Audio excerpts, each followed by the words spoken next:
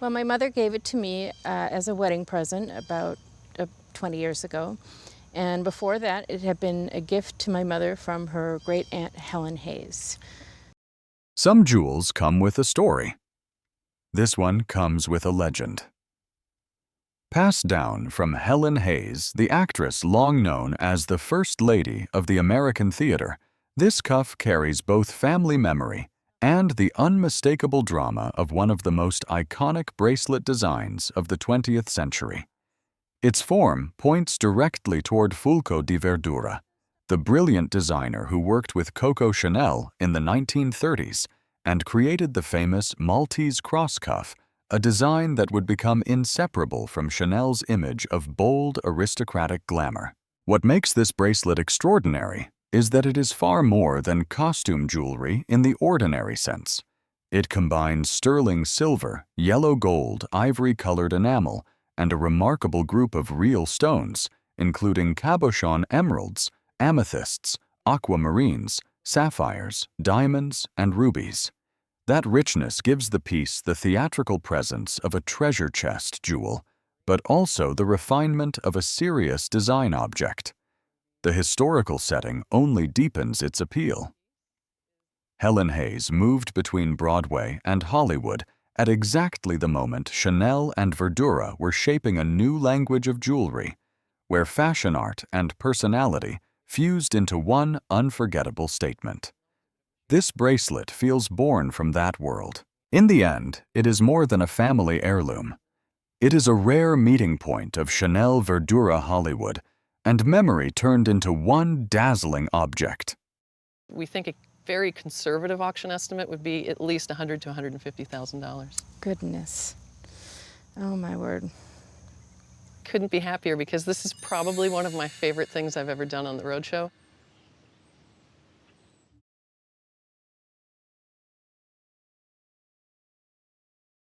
I just loved jewelry and went down south to the Galleria Capistrano with my friend one day and saw the small bracelet and loved it, so I bought it. These bracelets feel like the moment Native American jewelry stepped fully into modern art. Created by Charles Laloma, the visionary Hopi artist from Third Mesa, they belong to the mature period of his career, when his work had already moved far beyond convention and into something unmistakably his own. Born in 1921 and active for decades until his death in 1991, Laloma became one of the most influential figures in 20th century American jewelry because he transformed adornment into sculpture using bold form, unusual materials, and a modernist sense of color. What makes these bracelets especially striking is their restraint. Laloma is often celebrated for complex mosaic inlay, yet here the emphasis shifts toward form, surface, and weight. Made in gold and silver with turquoise, they were shaped through a casting process associated with Southwestern traditions, then finished with the kind of sculptural control that made his work instantly recognizable. Even without heavy inlay, they still carry his signature sense of balance where native tradition, modern design, and personal style meet in one object. Saying it would sell for about $28,000 on today's market. Oh my goodness. And the other piece probably in the $40,000 marketplace. Oh, that's interesting. I know that pieces have sold in retail shops for as much as $80,000.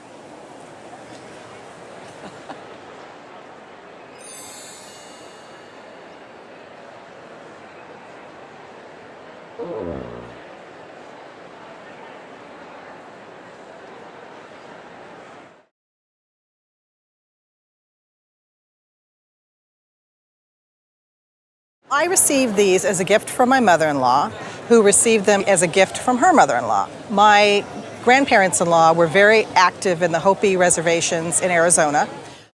What began as a simple family gift quietly unfolds into a remarkable story of art heritage and authenticity. These two bracelets trace their journey through generations, but their true significance lies in the hands that created them. They were made by Charles Laloma, the legendary Hopi artist born in 1921, whose work transformed Native American jewelry into a modern art form.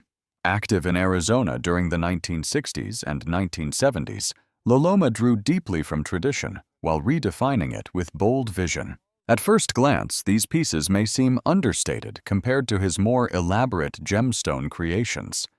Yet their strength lies in their form and technique. Crafted using a method often referred to as sand casting, though more accurately rock casting molten silver and gold, were poured into carved stone molds, then shaped into fluid sculptural forms. The result is jewelry that feels alive, almost architectural, where metal itself becomes the language. What elevates these bracelets even further is their provenance. In a market flooded with imitations, authenticity becomes everything. Here, the original receipt and family history serve as undeniable proof, turning them from beautiful objects into documented works of art. Today, they stand not only as expressions of Loloma's genius, but also as enduring witnesses to a personal connection between artist and collector.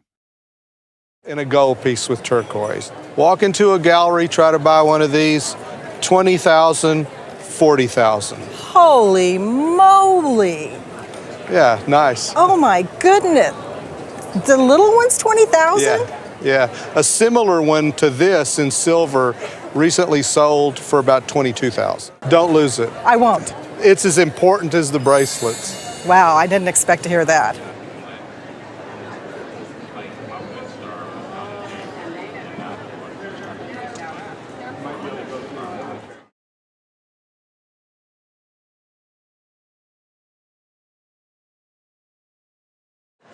I inherited it from my father because he inherited it from his great auntie. We were told it's a Cartier bracelet, but I don't know. It's beautiful. Some bracelets do more than sparkle. They hold an entire era in their structure. This Cartier diamond bracelet belongs to the great Art Deco moment of about 1925 to 1935, when jewelry became geometric architectural and perfectly balanced. Its gently tapered shape, strong trapezoidal sections curved fit across the wrist, and mixture of old mine-cut and old European-cut diamonds all belong to that language. Cartier bracelets from the 1920s often used exactly this combination of platinum-numbered construction and carefully graduated diamond layout, where larger stones anchor the design and smaller stones refine the rhythm around them. What makes this piece especially impressive is not only the 180 diamonds and the roughly 15 carats total, but the quality of the making.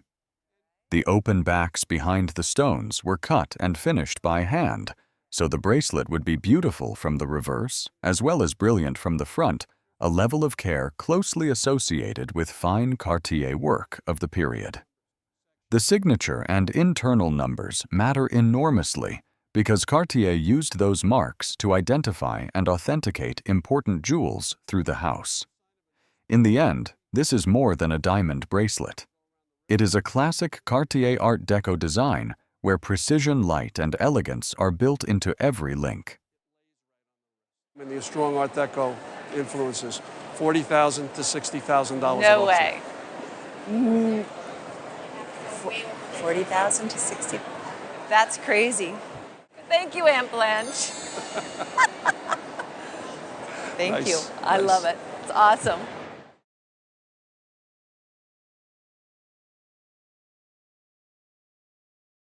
My parents collected jewelry from the Southwest, and these are two Charles Loloma pieces that I believe they got in the early 70s. At first glance, these bracelets might seem like simple souvenirs from the American Southwest, but the moment I look closer, they reveal themselves as early whispers of a revolution in jewelry design. Created by Charles Loloma, a pioneering Hopi artist from Third Mesa, Arizona, these pieces belong to the formative stage of his career in the late 1960s and early 1970s. Loloma is often called the godfather of modern Native American jewelry, not because he followed tradition, but because he reshaped it, transforming adornment into sculptural, expressive art. What strikes me most is the restraint. Unlike his later more elaborate works filled with gold and complex inlays, these bracelets rely on tufa cast silver, a technique that leaves a raw textured surface. That texture isn't accidental, it's intentional, almost philosophical. One bracelet flows like an abstract landscape, its surface catching light in quiet, shifting rhythms. The other set with turquoise introduces color not as decoration, but as structure, hinting at the bold direction Loloma would later define. These are not just accessories. They are transitional works moments where tradition meets modernism. And in that balance, they carry a quiet power proof that simplicity, when guided by vision, can be just as groundbreaking as complexity. This bracelet alone, probably in the retail marketplace, about $25,000. Whoa. Can I sit down? Only kidding. Wow. Yeah. This bracelet, Wow. maybe a little more. Like, why? Because people like turquoise. And look at that great penetration through the stone. The fact that it goes all the way through, it's remarkable. And it's just a really great example of his restraint and creativity. $28,000. Wow. So, Yeah. So my parents did very well when they purchased these back in the 70s. I mean, they're beautiful pieces.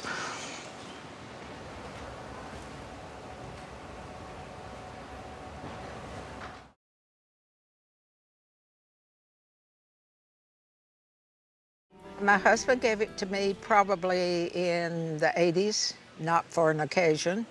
He didn't always buy a card or give a gift on occasion, but he would come home with something nice.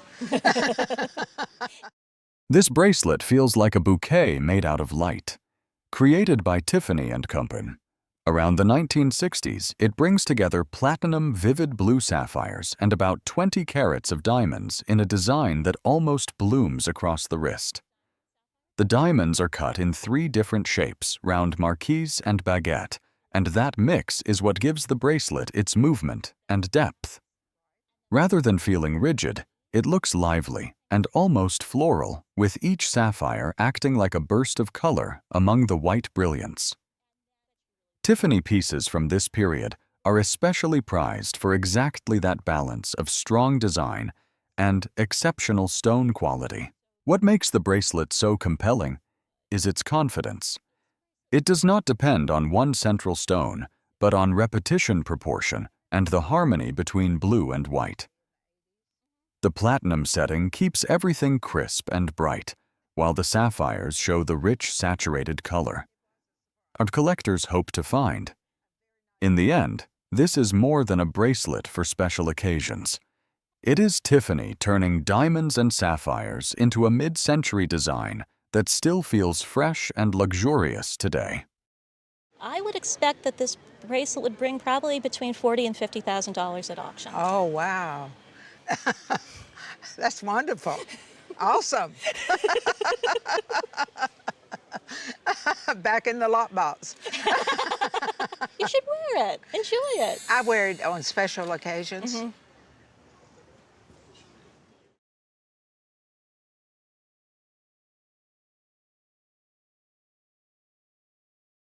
My father presented my mother with a diamond bracelet that was yay wide. And she thanked him very much, but told him she would never wear it. This bracelet feels less like a jewel and more like a private story cast in gold.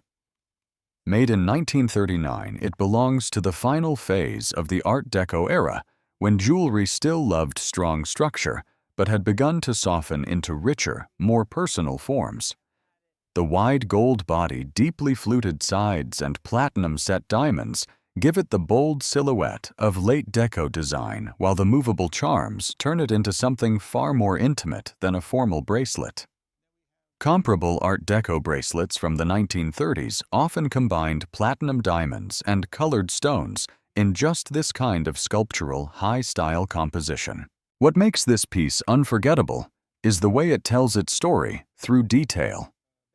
A basket, a man with a dog, a clown, a baby carriage, A Viking ship and a lighthouse unfold across the bracelet like miniature scenes. The stones are not incidental. The bracelet carries top-quality diamonds, rubies, sapphires, emeralds, and especially 2 vivid star rubies, a rare variety prized for both color and the star effect seen under light. Fine ruby value depends above all on color, and rich red stones are among the most sought after in the gem world. This is not just a charm bracelet, it is a late deco love token, lavish, theatrical, and deeply personal. A piece like this would sell retail somewhere between $30,000 and $40,000. Wow. So, this is the widest one I've ever seen. Most of them are roughly about a 1/2 inch to 3/4 of an inch. This is 1 3/4 inches wide. Wow. Thank you very much. You're welcome.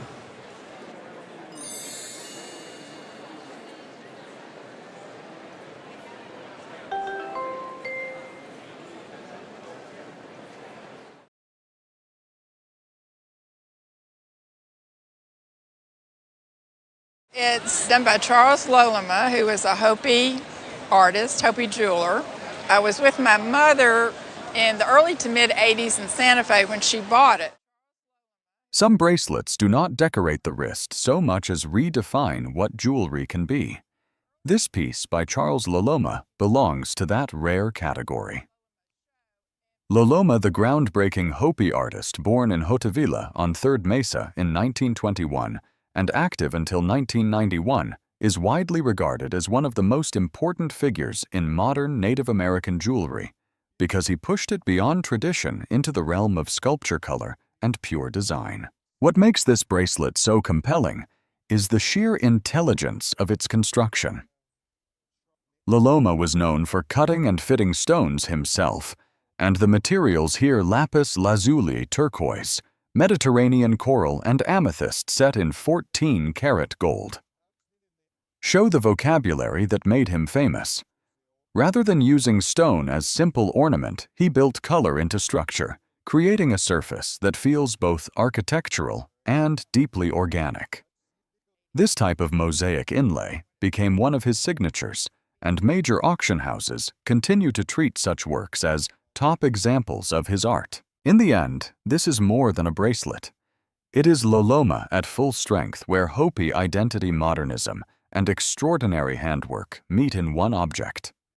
At that time, that was a significant amount of money. If this piece came up for sale at auction, I think it would easily bring $40,000 to $50,000 and perhaps as high as $55,000. Oh my.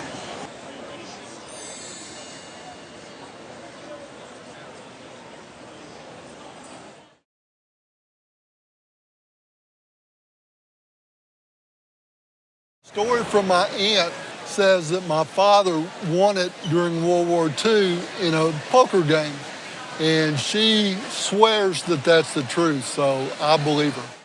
A war story, a poker table, and a mysterious jewel. Some heirlooms begin in the most unexpected ways. This snake bracelet is said to have been won during World War II by a soldier stationed in France somewhere between Normandy and the Battle of the Bulge. Yet while its journey into the family is dramatic, the bracelet itself tells a much older story. Stylistically, the piece dates to around 1870 to 1880 and reflects the Victorian fascination with serpent jewelry. The snake, a symbol of eternity and renewal since ancient Egypt became a romantic emblem of love and loyalty in 19th century England. Crafted in rich 18-karat gold, the bracelet coils gracefully around the wrist, combining elegance with symbolism. What truly defines its value is the remarkable sapphire at its center.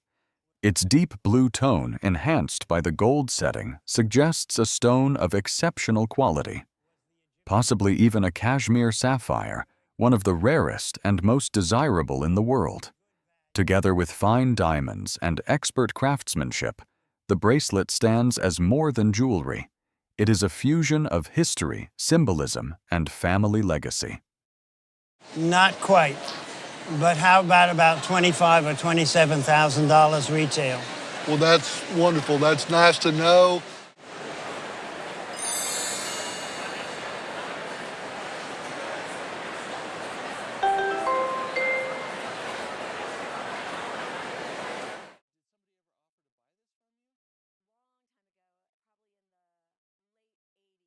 This was my grandmother's. My mom received it when I was about 12, and then I received it from my mom when I was about 35. And I took it to a jeweler and tried to get it appraised, and I had noticed that it said, This bracelet has the unmistakable authority of true Art Deco jewelry. Signed Marcus & Company, one of New York's great early jewelers. It belongs to the dazzling world of the 1920s and 1930s, when platinum-carved gemstones and sharp geometry defined modern luxury. What makes it so compelling is its use of carved emeralds in the tutti frutti style, a look celebrated for turning colored stones into something vivid, sculptural, and alive. Set against platinum and bright diamonds, the emerald carving gives the bracelet both richness and movement. Its beauty also lies in restraint. The design is structured and elegant, not overloaded, and that balance is exactly what gives it lasting power. The tapered form, the rhythm of the stones, and the fine diamond setting all show the hand of a serious house working at a very high level. Emerald is softer than diamond, ruby, or sapphire, so carved emeralds surviving in this condition are especially impressive. This is why the bracelet feels so special. It is not simply decorative. It is a refined Art Deco composition where color craftsmanship and design come together with quiet confidence. I believe now that if you were to have this in a nice high-end retail jewelry store, it'd be around $25,000. Yeah. thank you so much. That's fantastic news. I love it. I love to see that big smile. I just love it.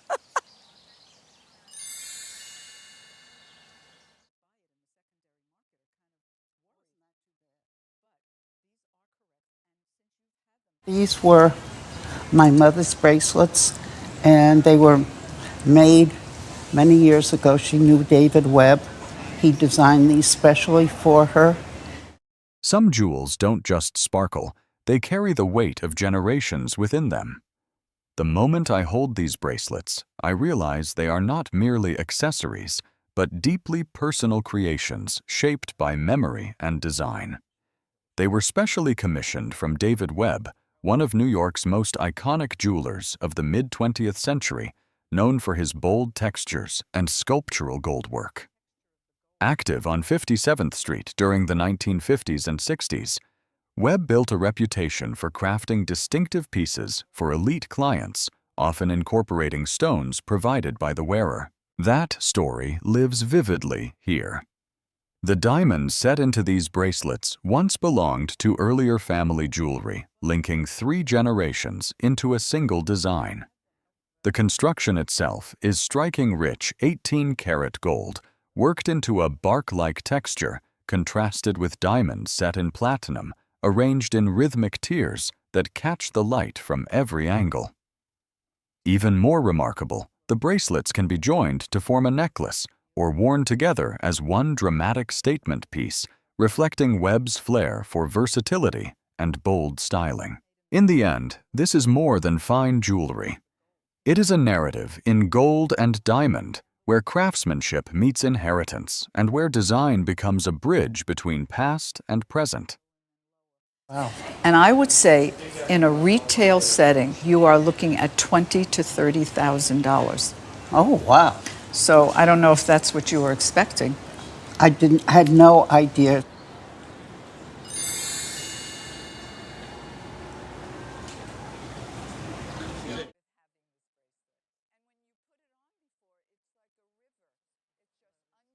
The bracelet was a wedding present from my husband's family. We got married 27 years ago, and it came from his aunt who brought it to the United States in the late 30s from Germany.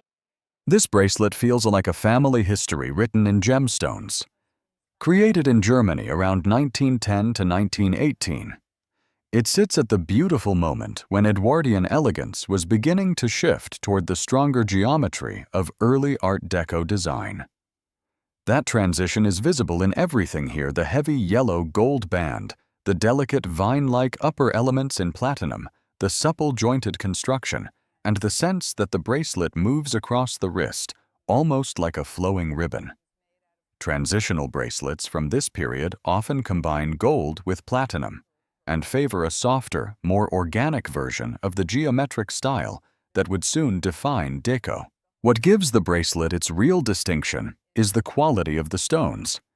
The rubies are described as Burmese rubies, a source long revered for producing some of the finest and most desirable rubies in the world, especially when the color is rich and vivid.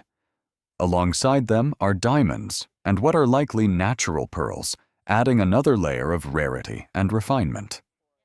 The result is not loud jewelry, but aristocratic jewelry, beautifully balanced fluid in movement and made with the confidence of a prominent family commission. In the end, this is more than a bracelet. It is a jewel from a vanished world where craftsmanship, lineage, and quiet luxury were expected to live together in the same object. If I had to insure it, I would put probably $20,000 on it because I don't think you could find one. Wow.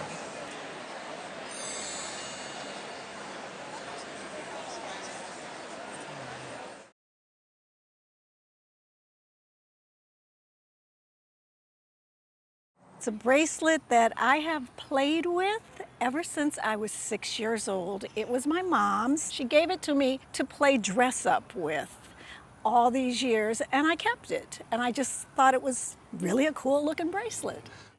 Some bracelets are jewelry. This one is sculpture you can wear.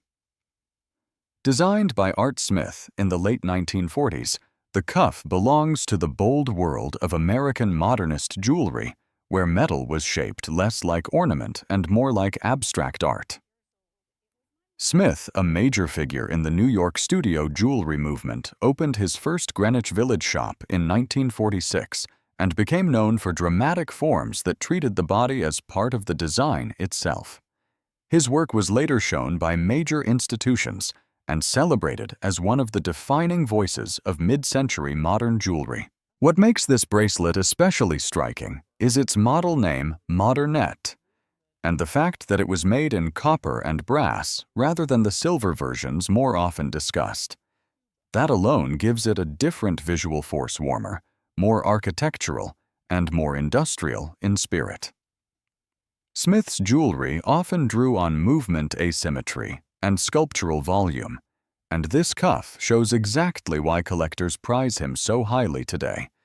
It is not delicate decoration. It is modern art wrapped around the wrist.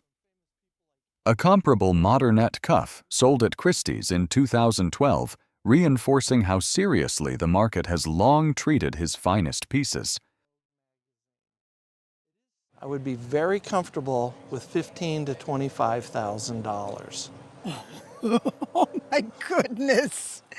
Okay. My mom's going to be so excited, and so am I, but she's going to be amazed.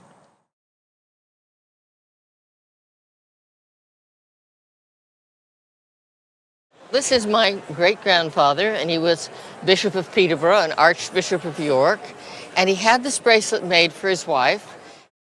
Some jewels are created simply to shine, while others are designed to tell a deeper story. This bracelet clearly belongs to the latter. Commissioned by a Bishop of Peterborough, who later became Archbishop of York, it was conceived as a meaningful gift for his wife, drawing direct inspiration from the vision of the City of God in the Book of Revelation. Every detail carries symbolic intent. Crafted in 18-karat yellow gold, the bracelet is set with a rich sequence of gemstones, including jasper sapphire, emerald amethyst, and topaz, each representing the sacred foundations described in Scripture. Interspersed among them are natural pearls echoing the biblical image of gates formed from a single pearl. Rather than serving as mere decoration, the entire composition transforms religious text into a tangible wearable form. Its origin further elevates its importance. The initials correspond to the workshop of Carlo Giuliano and his sons in London, master jewelers, known for their Renaissance and archaeological revival styles. Their work combined historical inspiration with exceptional craftsmanship. This bracelet stands not only as a piece of fine jewelry, but as a rare intersection of faith artistry and legacy preserved across generations. In the jewelry world, at auction, this would be $15,000 to $20,000 today. Well, that's more than I expected. Is it? Yeah. Oh, yes. It's lovely and I've worn it, but it's the family connection that means a lot.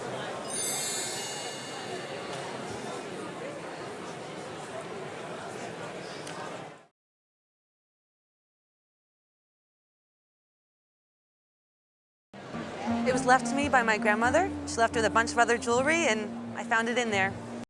Some jewels are designed to reveal themselves slowly, and this Cartier watch does exactly that. At first glance, it appears to be a refined gold bracelet, but with a small movement of the hand, it opens to reveal a hidden watch inside. Made by Cartier France in the 1950s, it belongs to the elegant post-war era when Cartier created bracelet watches that blurred the line between jewelry and horology. The case is 18-karat yellow gold, and inside is a backwind Jaeger-LeCoultre movement, a type Cartier used in a number of fine mid-century watches because the hidden construction demanded a clever compact mechanism. What makes this piece so compelling is the way beauty and engineering are folded into one design. Closed it reads as a sculptural bracelet. Opened it becomes a watch with the hinged form, allowing the movement to be wound from the back without disturbing the jewelry-like front. That idea was central to many of Cartier's most successful ladies' watches of the period. Where discretion, elegance, and craftsmanship mattered more than display. In the end, this is more than a hidden watch, it is a mid-century Cartier jewel, graceful on the surface and ingenious underneath. I think if it was to sell at auction, $15,000. Wow. I wouldn't be surprised at that type of number. It's stunning. Oh, it's probably beautiful. one of the nicest of its type I've ever seen. Oh, thank you so much. It's absolutely It's really gorgeous. exciting.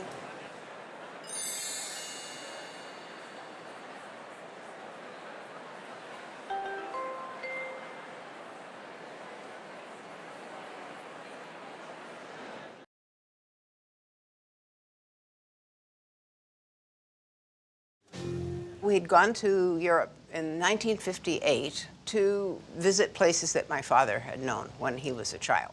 And we were shopping in Geneva in Switzerland.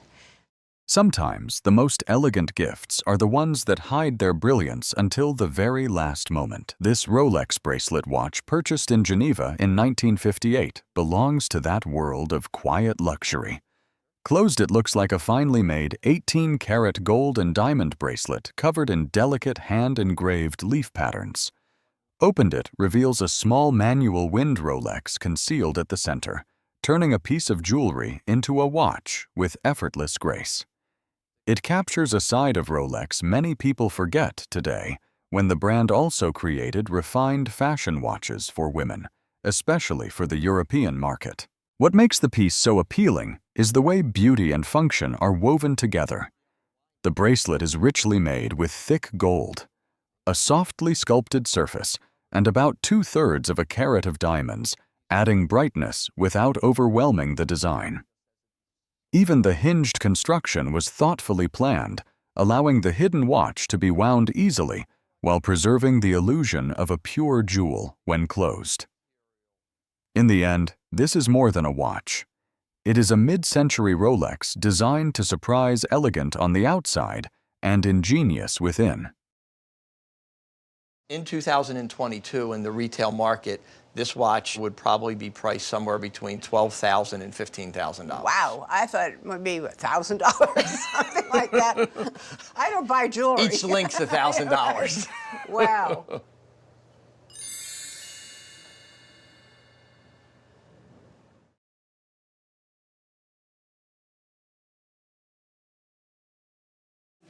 So tell me what you brought us in today. A opal bracelet. Opal bracelet? And how did you get it? I inherited it from my great aunt. Where was she from? Chicago. Chicago? At first glance, this looks like a bracelet hiding a secret. Then it opens, and the secret is a Rolex. Made around 1950, this rare opal bracelet watch turns a practical object into a jewel first and a timepiece second. The watch is housed in 18-karat gold with an original Rolex style and clasp, but the real star is the large cabochon opal covering the face. Rolex bracelet watches from this era are already collectible. Yet examples crowned with an opal of this quality are far less common. The stone shows strong flashes of green and red, with red especially prized in opals, and its survival matters because opals often craze or deteriorate over time. This one has remained unusually well preserved. What makes the piece so compelling is the contrast between concealment and display. Closed it reads like fine jewelry. Opened it reveals a mid-century Rolex with the quiet precision expected from the brand. That dual identity is exactly what gives it charm. Mid-century jewel watches were designed for elegance as much as utility, and this example captures that idea perfectly. In the end, this is more than a watch with an opal. It is a small luxury object from the 1950s where craftsmanship, color, and surprise all meet in one design. Would easily retail for approximately $10,000 to $12,000. Okay. Awesome. Wow. Insurance, easily a minimum of $15,000 should be put on it for insurance valuation. Terrific. Thank you. It's surprising. Good surprise? Very good surprise. That's cool.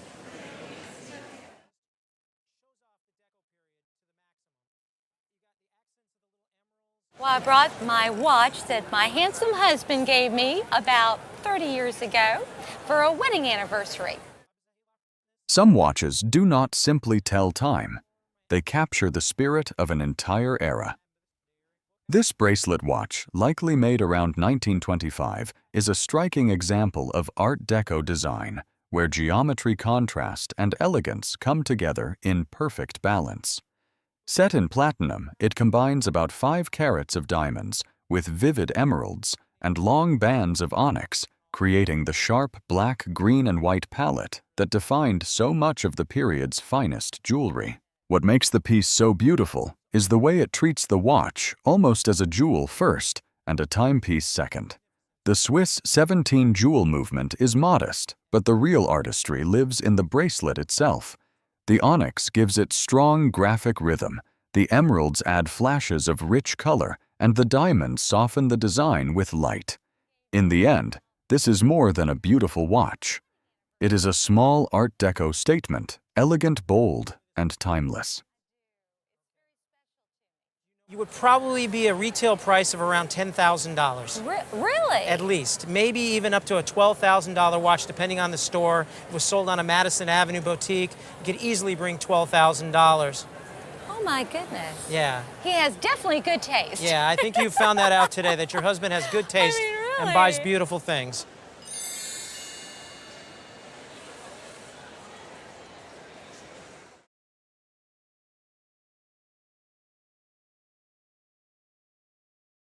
These bracelets were given to me after my grandmother died. I do remember them as a child. She would take them out and we would play with them. We called them Shazam bracelets. These bracelets carry the glow of old gold and the echo of a royal world now gone.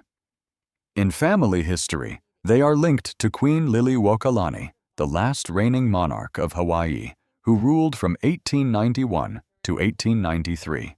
Exactly the period described in the story passed down with them. Their style, however, reaches slightly earlier.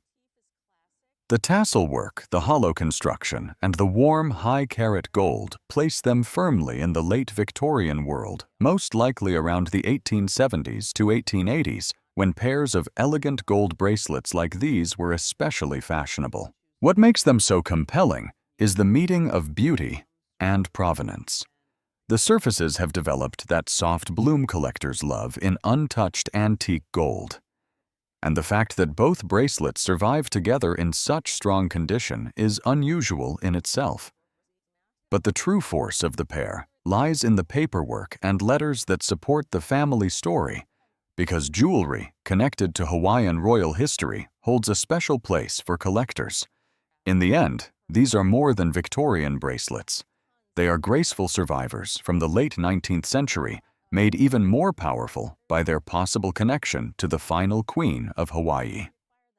And the collectors of Hawaiiana is a very strong field. So I would say for insurance values, you'd be looking at anywhere between $10,000 and $12,000 for the pair. Okay.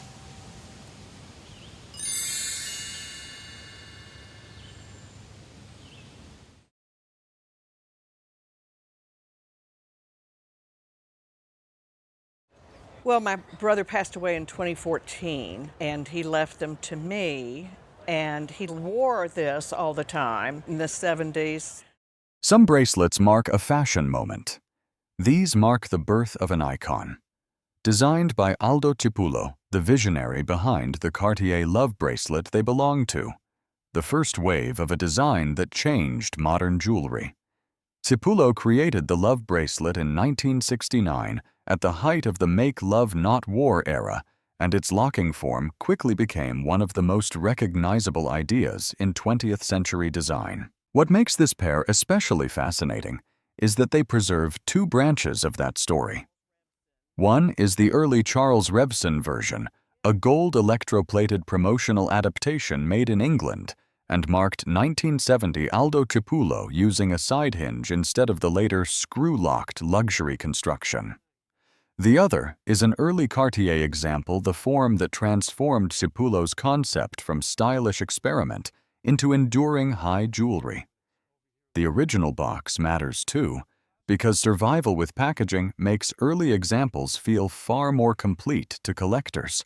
Seen together, they are more than bracelets.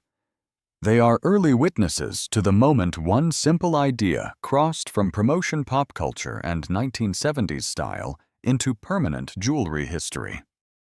I'm sure the men's version is at least $1,000 or so more. So I would say at least $8,000. Oh my God. You know, $8,500.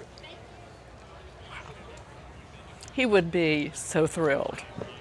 He would think this is just so cool.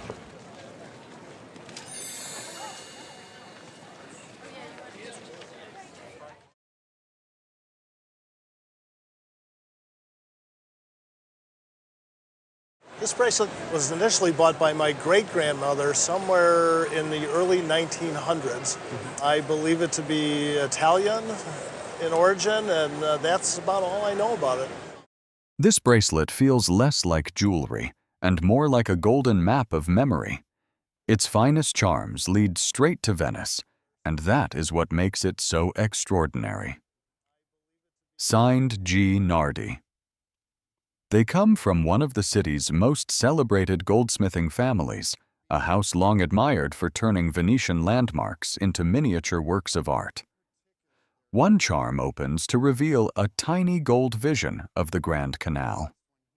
Another evokes St. Mark's complete with sapphire details and a hidden architectural scene inside. These are not simple souvenirs. They are intimate little monuments made with the kind of refinement that instantly lifts the whole bracelet to another level. The bracelet itself, handmade in 18-karat gold, most likely belongs to the 1950s, when elegant European travel jewelry still carried a sense of romance and craftsmanship that is hard to find today. What makes the piece so compelling is its three-dimensional quality. Each charm has presence movement and surprise, and together they create the feeling of a private travel album worn on the wrist. In the end, this is more than a charm bracelet. It is Venice in gold transformed into something personal, playful, and beautifully made. So the insurance value would be between $8,000 to $10,000. Holy moly, wow. There aren't that many charms that I go crazy for and that I get excited for, but these two especially, the Nardi charms, they're really the finest charms I've ever seen. Fantastic.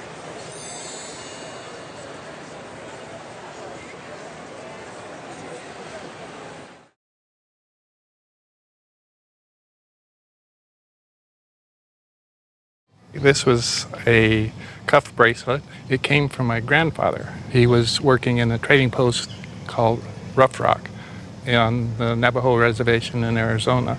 This is something that was left. Behind the heavy vault doors of a desert trading post among rows of forgotten treasures, a bracelet quietly waited for its story to be rediscovered. Passed down from a grandfather who worked at Rough Rock on the Navajo Reservation in Arizona, this cuff once belonged to someone who never returned to reclaim it, turning it into what traders called dead pawn. What makes this piece remarkable is that it was never meant for sale. Early Native American jewelry like this was created for personal use, not for the market.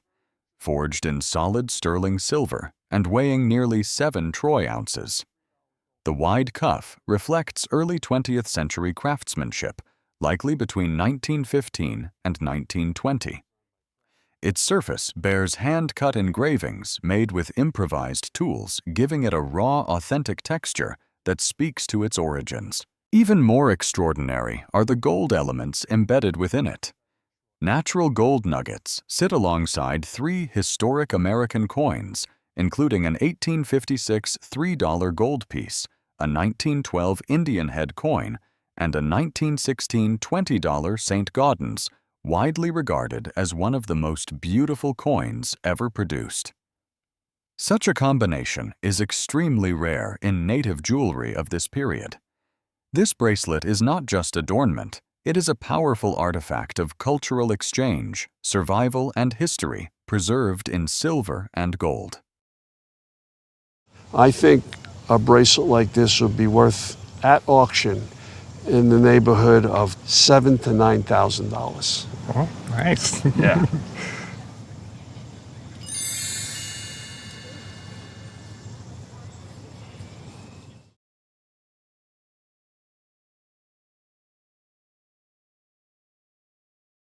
It's been in my husband's family. His aunt passed away about 25 years ago, and she didn't have any children, so everything was passed down to her nieces and nephews. This bracelet has the lush confidence of mid-century French jewelry, the kind of piece that announces luxury before anyone even notices the workmanship. Made in 18-karat yellow gold and dating to roughly 1955 to 1965, it combines several period hallmarks at once: richly fluted turquoise sparkling diamond rondelles, a textured Florentine finish, and a strong woven foxtail chain. Those design choices place it squarely in the glamorous post-war world of high jewelry when bold gold surfaces and vivid color contrasts became central to bracelet design. What makes it especially intriguing is the possibility of Van Cleef and Arpels. The bracelet is unsigned, so the attribution cannot be treated as certain, but the quality, French manufacture, textured gold turquoise, cabochon vocabulary, and diamond set construction are all features strongly associated with the house's jewelry of the late 1950s and 1960s. Authenticated Van Cleef and Arpels turquoise and diamond bracelets from that era continue to appear in major auctions, which helps explain why a confirmed attribution would change the value so dramatically. In the end, even without a definitive signature, this is more than a beautiful family bracelet. It is a superb example of French mid-century taste, where gold, turquoise, and diamonds are arranged not just for sparkle, but for rhythm, texture, and presence. Well, then on something like this, the value would change, and it could easily double to $15,000 to $20,000. But that's a big if. That would be amazing. It's got that kind of quality. Well, it's really beautiful. fabulous, but thank you for bringing it in. Thank you. I'm really enjoying it, and I'm glad I brought it in. You do wear it sometimes. I wore it yesterday. Oh, yeah.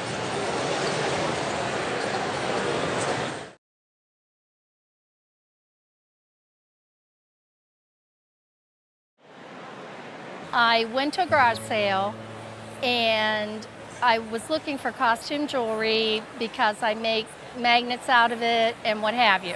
There was a box of costume jewelry. At first glance, this bracelet seems almost too vivid to be real, more like a miniature aviary caught in gold than a piece of jewelry. But that is exactly what gives it its charm. Made around the 1940s and signed Raymond C. Yard. It belongs to the refined world of custom Fifth Avenue jewelry, where craftsmanship was expected to be as exceptional as the client. Yard, who opened his own firm in 1922 after rising through Marcus & Company, became known for creating highly personal pieces for some of America's wealthiest families. What makes this bracelet so captivating is the use of English crystals, better known in jewelry history as Essex crystals.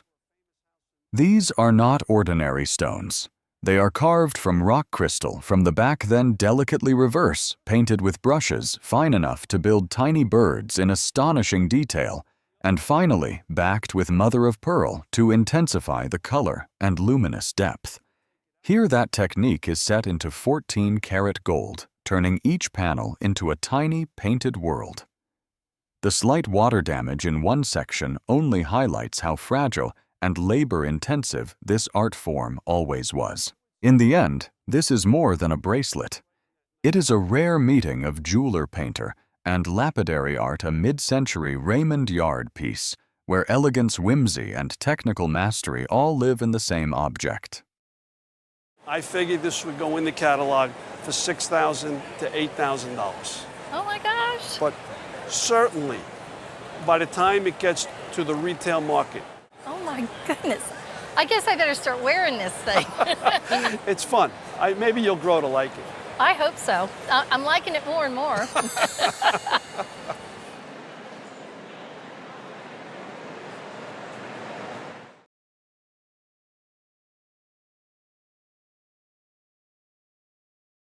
About 20 years ago, I was with a friend and we just decided to go into an antique mall. And I saw this bracelet, and it didn't just speak to me, it shrieked to me. All I had was pocket change. So I had to borrow the $64 for the bracelet. At first, this bracelet seems content to keep its secret. The surface glows with the softness of early 19th century goldwork. But the real surprise waits inside. Made around the 1820s and likely Swiss in style, it opens to reveal a hidden vinaigrette compartment, a tiny chamber once used to hold a scented sponge. In a time when city streets were often filled with harsh smells, vinaigrettes offered a private, elegant way to revive the senses. Its charm lies not only in that hidden function, but in the artistry of its surface. The bracelet is made of gold and decorated with champlevé enamel, where the metal is cut away, filled with enamel, and polished smooth. The pink stones are not imitation, but real stones, likely colorless topaz or quartz, with colored foil placed behind them to give them a richer, more even glow, a common technique in jewelry of this period. This is more than an antique bracelet. It is a hidden luxury from the early 19th century, where goldwork enamel and private ritual come together in one graceful design. I would put an insurance value on this piece of approximately $6,000. Oh my goodness, thank you so much.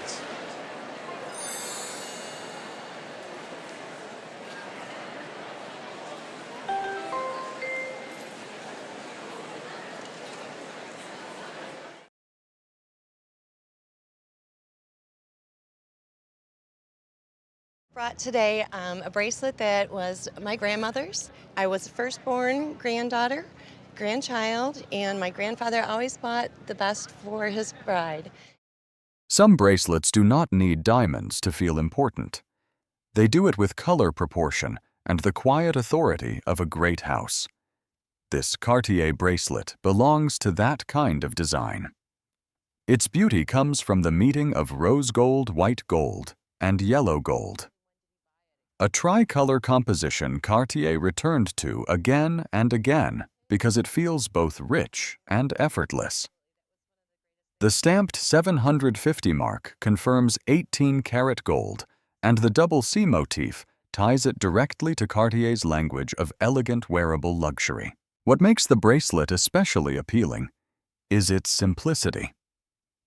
It does not need a dramatic center stone. The design works because the three colors of gold create their own rhythm with warm rose cool white and classic yellow, balancing one another across the wrist. That restraint is part of what made Cartier so enduring.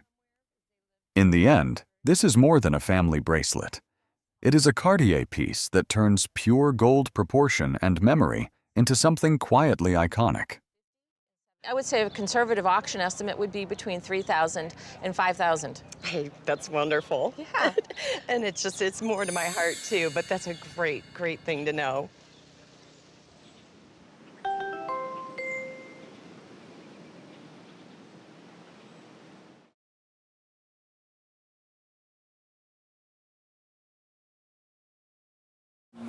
You brought in the bracelet. Yes, it's a piece of Bakelite bracelet. Where did you buy it, I bought it offline, and how much did you pay for it? about $500. It's a lot of money to pay for. At first glance, it might look like nothing more than a chunky plastic bracelet, but the moment you learn its story, it becomes a symbol of one of the earliest revolutions in modern materials.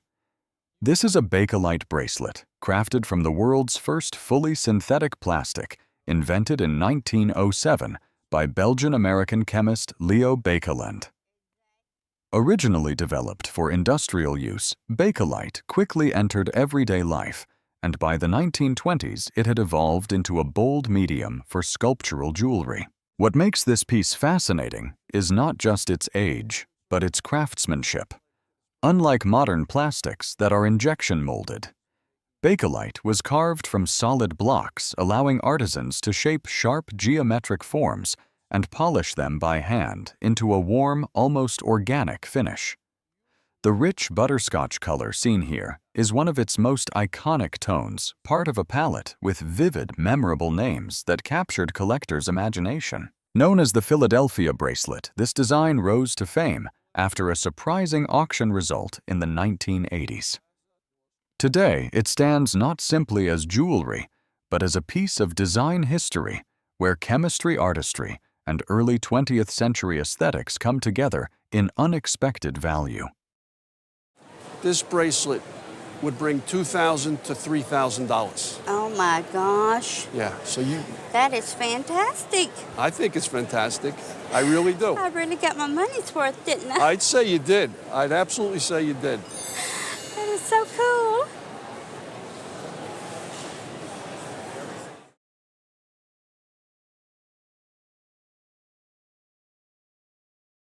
I paid $5 for the bracelet at a flea market in Virginia. I thought the design was very, very unusual. I think the bracelet's very beautiful. Sometimes, the most interesting jewels are the ones almost mistaken for scrap. This bracelet was bought for almost nothing. Yet it carries all the richness of late Victorian taste and the kind of workmanship that instantly separates true jewelry from metal value alone.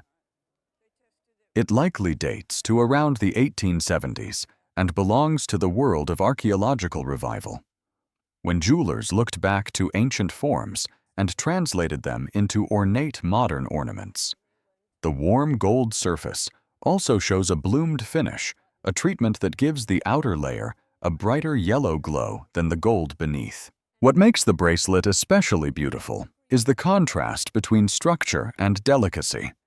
The body is lined with concentric filigree that runs all the way around, showing a level of labor not always found in pieces of this type. Across the surface sit natural coral buttons, a material much loved in 19th century jewelry for its warmth and classical associations. The bracelet was probably originally one of a pair meant to be worn at the cuffs, which explains both its form and its unusual presence. In an antique shop, I feel this piece of jewelry would sell for around $2,500. Very good. That's wonderful.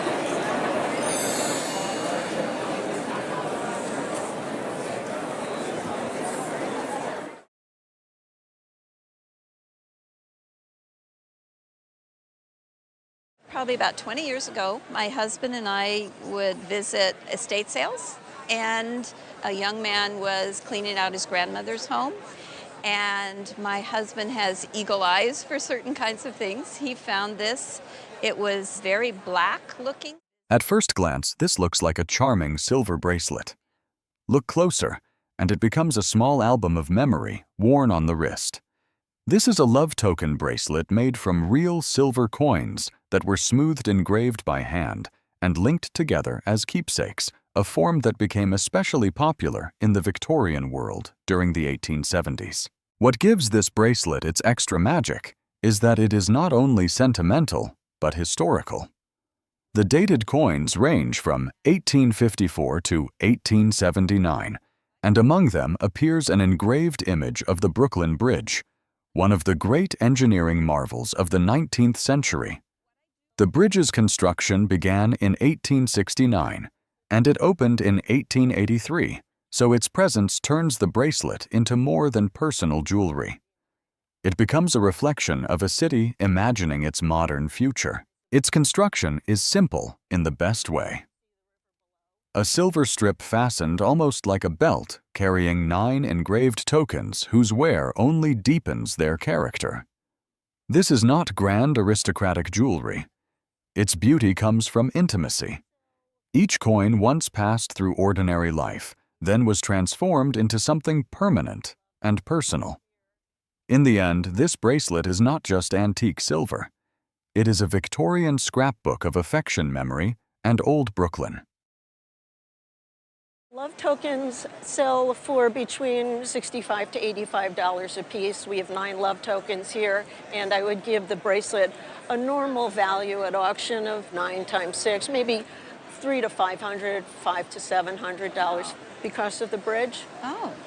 Because of that one love token here. I wouldn't have any problem giving that an auction estimate of $800 to $1,000. My goodness. Wow.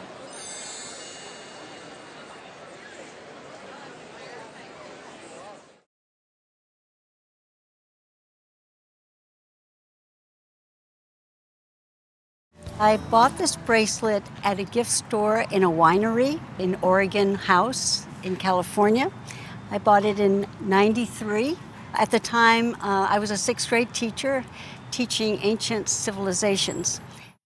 This bracelet feels like a small piece of Egypt carried into the Jazz Age. Made in Egypt around the 1920s, it belongs to the great wave of Egyptian revival design that swept through jewelry after the rediscovery of ancient forms captured the modern imagination. The bracelet is sterling silver, but what gives it real magic is the enamel work. At the center is guilloche enamel laid over finely engraved metal, so the surface seems to glow from within, while the outer border uses cloisonné, where delicate partitions hold fields of color in place. That pairing of techniques gives the piece both structure and shimmer. What makes it especially captivating is that it is not only decorative, but carefully made. The enamel has survived in remarkable condition, and the bracelet still carries the crisp visual rhythm that Egyptian revival jewelry depended on: strong outlines, rich color, and motifs that feel both ancient and modern at once. Jewelry in this style remained highly desirable into the 1920s, when Egypt became one of the most powerful exotic inspirations in Western design. And I think on a retail level today, it would be about $800. Really? Yes. Hog washes, that's great. 800? Yes. Wow.